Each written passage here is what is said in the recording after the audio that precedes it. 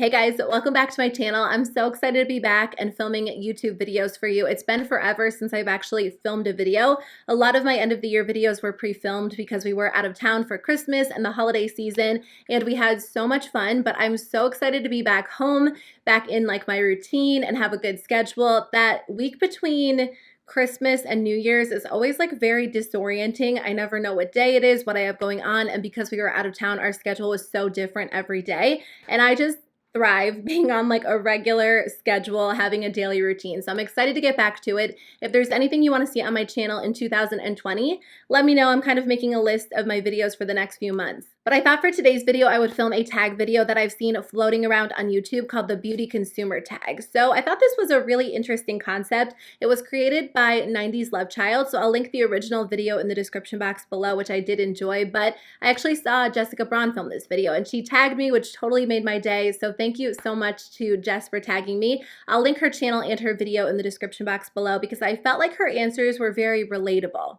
I mean, that's one of the reasons why I love her and her channel. She's very relatable, and I love that she's kind of focusing more on enjoying what she has, purchasing makeup she's excited about, rather than focusing on every single new makeup release. And that's something that I've been trying to do as well. I spent so much less money on makeup in 2019 than I had in previous years, and it felt really good. And I'm excited to keep it up in 2020. I know a lot of you guys have made goals this year to either not buy as much makeup or to focus on what you have. So I'm really curious to hear your answers. If you have a YouTube channel, I would love to see you film this tag. I will tag some people in the description box below, but if not, please just share your answers in the comments below. I think it will create a really interesting discussion. So let's kick it off with number one. The first question is, how much do you spend on makeup per month, per year? So I actually added it up because we did hit the end of the year and I was curious to see how much I spent in 2019 because I cut back so much.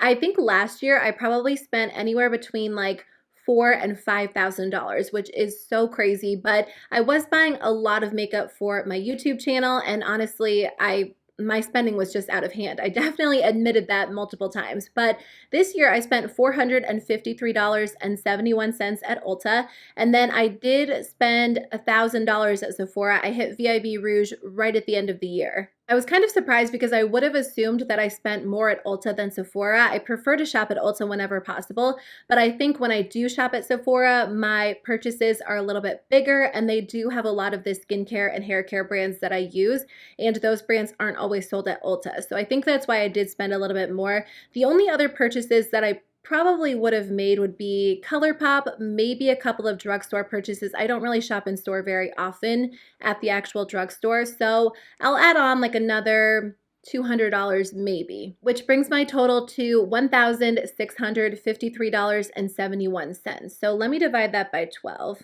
So it brings my total to about $140 per month. That's still a little bit more than I would like to spend, but that is a significant improvement from 2018 and 2017. So I feel like I'm pretty happy with that number because it does include skincare, hair care, makeup that I buy for myself, makeup that I buy for YouTube. So honestly, I don't think it's too bad. There are some months where I really don't spend very much. I don't buy a lot of makeup every month. I did buy something every month because I was at least purchasing my palette for the month.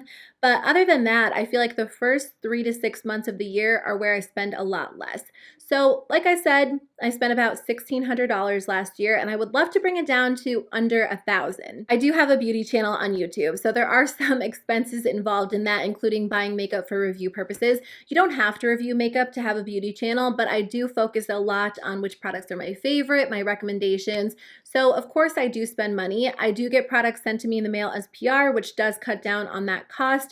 But I think, heading into 2020, I feel like I'll be able to spend a lot less money, especially when it comes to skincare and hair care, because I do have quite a few products that I already own. So I don't really imagine that I'll have to spend a lot of money for like the first 6 months of the year. So I feel like that number's okay. I would like to bring it down even more. So we'll see how it goes in 2020. The second question is, do you ever feel guilty about how much you spend on makeup? I actually really like the answer that 90s Love Child gave to this one. She said that she tends to feel guilty when she looks in her collection and realizes that she didn't really use the product that she spent money on. And I think that's when I tend to feel the most guilt. I don't really feel guilty when I buy makeup when I place an order because I love makeup. A lot of my purchases are very well thought out these days. So I feel like I take the time to think about whether or not I'll actually enjoy a product and use it, but there is the occasional product that just kind of goes unused in my collection. And if I'm looking through my palettes or I'm doing a declutter and I realize that I really didn't touch a $50 palette, that's when I tend to feel a little bit guilty, and maybe not even guilty as much as frustrated. Then I think about the fact that I could have saved that money, purchased something different, but I do end up decluttering my products fairly regularly. So when something doesn't get used, I pass it on to friends or family, and that makes me feel a little bit better. But that is a frustrating feeling when you spend a lot of money on makeup and it just doesn't become a staple for you. Number 3 is, do you get FOMO related to makeup releases? I do sometimes, especially when it comes to eyeshadow palettes. You guys know that I love eyeshadow palettes, and in 2018, I had like 75 palettes added to my collection, and it got so out of hand. So last year I cut it back and I only purchased one per month. And I really had a hard time like those first 6 months trying to decide which palette to purchase. I wanted to buy more than one. So when there were so many pretty palettes being released, I did feel a little bit of FOMO. Like I wanted to purchase more than one a couple of different months. It got a lot better in the second half of 2019 because I feel like my mindset shifted a little bit and I really enjoyed purchasing one per month. It really allowed me to focus on that palette and narrow it down. And I mean, 12 palettes is still a lot of palettes. So it definitely got a lot easier, but I did feel a little bit of FOMO, like a few different months when there were like 2 or 3 palettes that I really wanted and I could only purchase one. My friend Kelly Gooch actually has a series here on YouTube where she dupes new makeup products with existing products in her collection. And that has helped me so much because now when something is released that I think I want, but I can probably skip over, I go into my makeup collection and I look for something similar, whether it's like the formula, the color, and 9 times out of 10, I'm able to find something that looks or performs very similarly. So I'm able to skip over that new product. So I definitely recommend doing that. It's been a really good exercise. I'll link one of her videos like that in the description box below if you guys are curious. But I do get FOMO. It happens sometimes. Number 4, do you purchase or keep items simply because they are limited edition? Definitely not. I don't think that's something that I've ever really done. In fact, when a product is limited edition, it almost turns me off from purchasing it or keeping it in my collection when I'm doing a declutter. I don't mind featuring limited edition products on my channel from time to time, but a lot of times when it comes down to it, I'd rather feature permanent products because if you're watching my videos at a later date, I want you to be able to get the products. And some brands discontinue products like crazy, and it really drives me crazy because if it's a good product, I want it to be around in case I fall in love with it and want to repurchase it, or if you guys want to try it, it makes more sense to me to keep it as part of their permanent line. I feel like now that a lot of brands are following more of a fast fashion model when it comes to makeup, it's so frustrating because a lot of products are here and then they're gone. That, again, is kind of like a turnoff for me. If something is really marketed as limited edition, I don't feel like I need to buy it before it sells out. I feel like I can skip over it a little bit more easily because it will be gone before we know it. Although I do think a lot of brands market things as limited edition and then they bring them back over and over. So the entire marketing tactic of limited edition products really drives me crazy. When I'm decluttering my products, if I have a limited edition blush and a permanent blush that are very similar, I keep the permanent blush. But again, I think it's because I do have a YouTube channel. So what do you guys think? Does that like limited edition, marketing tactic pull you in, or does it kind of turn you off? Number 5 is, would you be willing to pay more for a sold out product online? Again, not typically. I don't think that's something I've really done. I'll either wait for the product to come back in stock or I'll skip over it. Although if it's a discontinued favorite, this happened to me. They discontinued my favorite CoverGirl powder years ago. So I actually went online and found it and I purchased like a bunch of backups, but I did pay a higher price tag than it was selling for in store. So I guess in that case, I would be willing to pay more money if my favorite like go-to product got discontinued. A lot of times I'll try to find a replacement, but there are some products in your collection that just feel irreplaceable. So in that case, I would be willing to pay a little bit more, but when it comes to new products that I haven't tried, I don't think that I would. Number 6 is, do you wish you could spend more or less? I feel like I'm pretty happy with where I'm at. Like I said in the beginning of the video, I would like to bring it down a little bit. I feel like what I spent this year and the products that I purchased, I feel like made sense for my collection, for what I do on YouTube, but ideally, I'd like to spend less. I mean, when it comes to anything, home decor, clothing, my grocery bill, it's always nice to be able to spend a little bit less. I think spending less means adding less to my collection, which I think is kind of the goal for me right now. So heading into 2020, I would like to be able to spend a little bit less, but again, I'm pretty happy with what I spent. I don't think that I overspent this year. Number 7 is, do you feel compelled to buy something when you see it in someone else's collection? I think this can happen to me sometimes. Like when I'm watching collection videos or declutter videos, I don't really ever feel like I need to add any of those products to my collection. And I've gotten a few comments where I'm doing a declutter video and then a few of you guys are like, oh, now I feel like I want to buy that product. So I feel like YouTube videos in general can have that effect on you. But when I watch YouTube videos or reviews and like a lot of my favorite YouTubers mention the same product over and over, then I am curious to try out the product. That actually happened to me this year with the Natasha Denona Bloom Blush and Glow palette. I wasn't planning on buying it. In fact, I think I said in a purchase or pass video that I was not going to purchase it. And then a bunch of my favorite people were mentioning it and saying they loved it. So I did end up purchasing it and I did enjoy it. But I do watch YouTube videos for that reason. I like hearing others' opinions on products. I like watching reviews and recommendations. So I think sometimes YouTube does kind of cause me to purchase products. If I just see a product in a random collection, I don't feel the need to buy it. But if I do see a lot of people raving about it, it can definitely influence my purchasing habits. And I think that's something really important to be aware of, because if you're trying to cut back and you don't want to buy any makeup, you might have to switch up what videos you watch, who you follow on Instagram, because I think subconsciously watching certain videos or viewing certain photos on Instagram can kind of cause us to want to purchase more, even if we're trying to purchase less.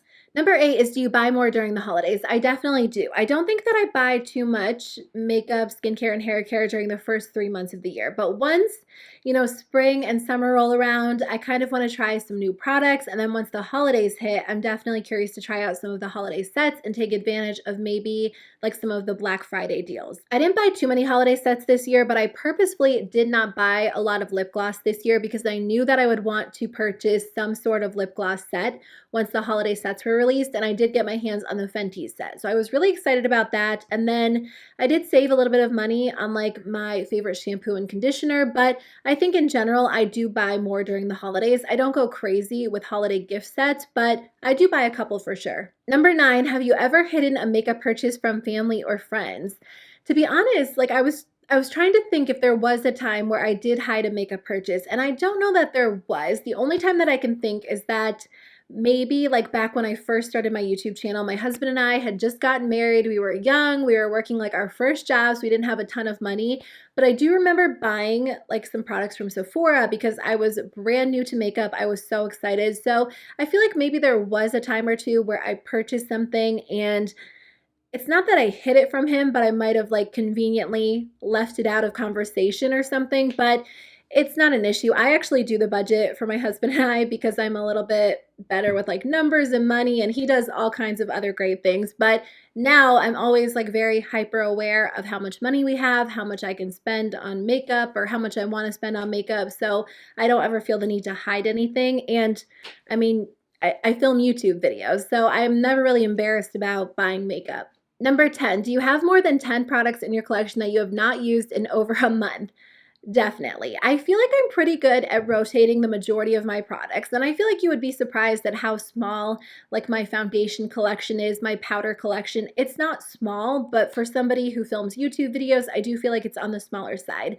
But there are 2 categories in my collection that are definitely out of hand. The first one is eyeshadow palettes. I did film an eyeshadow palette collection video recently, and I got a few comments telling me that my collection is way too big. I am aware, but I do love eyeshadow palettes. It is an excessive amount. It's more than any one person needs, and I get it, but I do love trying new palettes, and it's not really my goal to use up my eyeshadow palettes. I like having a variety because I love different formulas and finishes, but I can admit that it is very large. It's very out of hand. My lip product drawer is very bad as well, and I tend to use the same lip products over and over, so I've really cut back on purchasing lip products. I didn't buy too many in 2019, and I really don't need to buy any in 2020 because it takes me forever to use up a lip product, but even still, I wear the same ones over and over. So there are definitely products in my collection that I have not used in over a month. Number 11, have you ever been pressured to purchase something you could not afford or did not need? I want to say that I have. I think back when I started my YouTube channel, it was such a different time on YouTube, and I really didn't have a lot of products to talk about. I think these days you could totally start a YouTube channel with a small collection and focus on that. And I love watching channels that do have a smaller collection and focus on using up their products. But back then, I think it was really popular to have a super large collection. So I felt the pressure to buy a ton of products that have certain brands and just buy like more and more and more. So back then I did feel a lot of pressure. These days I don't feel pressure because I think, when it comes to YouTube, you can do whatever works for you. Everybody has like different channels, different interests. So if you're somebody who, isn't interested in a certain eyeshadow palette, it's okay to skip over that because you don't feel the need to review it on your channel. So I don't feel that pressure these days, but when I first started my channel, I did. I want to encourage you guys, if you're starting a YouTube channel, try not to fall into that pressure because that's the beauty of YouTube in 2020. There are so many like niche interests. And if you're somebody who has a smaller collection, you can have a channel dedicated to that. And there are people that will watch that. And I think that's great. So don't feel like you have to buy every single new release to feature it on your channel and review it on your channel, because when it comes down to it, there are a lot of YouTubers who get the newest products before they even hit the market. So they will have their videos out first, and it's okay to come later because there are people who want to hear your opinion, even if it is a little bit later. So try not to fall into the pressure. It's easy to feel that pressure, but try not to let it influence you to purchase something you don't need or can't afford. Number 12, do you purchase makeup for collector reasons? Not anymore. This is definitely something that I used to do. And I really had to shift my mindset because I always wanted to have like a complete collection. So when I purchased my Naked palette, I wanted to have Naked 2 and Naked 3. And when they kept releasing Naked palettes, I almost didn't care what they looked like because I just wanted to complete my collection. And I've fallen into that trap so many times, but I had to break away from it because if that is something that I choose to do, my collection would be so out of hand. It already is a little bit out of hand. So